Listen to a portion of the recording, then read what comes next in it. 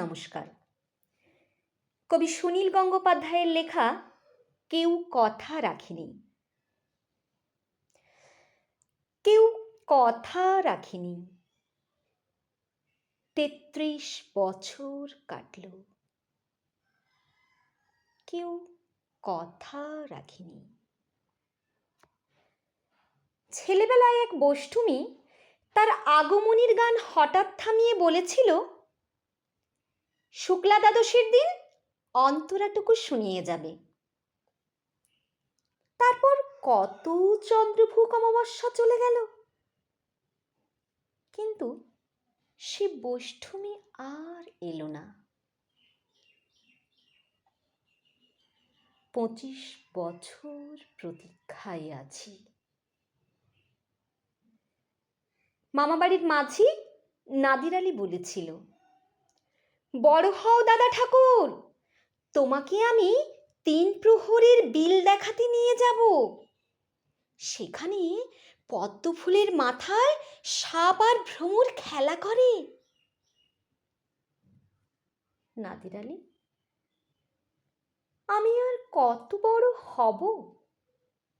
আমার মাথা এ ঘরের ছাদ ফুঁড়ে আকাশ স্পর্শ করলে তারপর তুমি আমায় ৩ প্রহরের বিল দেখাবে? একটাও রয়্যাল গুলি কিনতে পারিনি কখনো। লাঠি লজেন্স দেখিয়ে দেখিয়ে চুষেছে লস্কর বাড়ির ছেলেরা।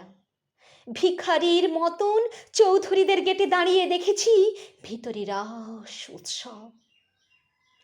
অবিরল রঙের ধারার মধ্যে সুবর্ণ কঙ্কন পরা ফর্সা রমণীরা কত রকম আমোদে হেসেছে।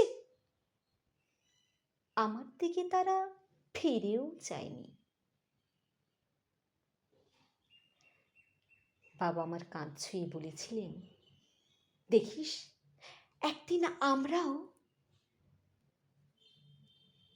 বাবা এখন অন্ধ,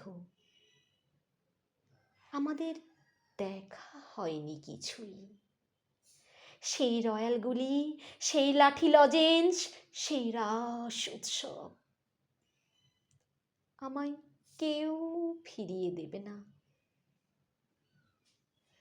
বুকের মধ্যে সুগন্ধি রুমাল রেখে বরুণা বলেছিল, যেদিন আমায় সত্যিকারের ভালোবাসবে সেদিন আমার বুকেও এরকম আতরের গন্ধ হবে।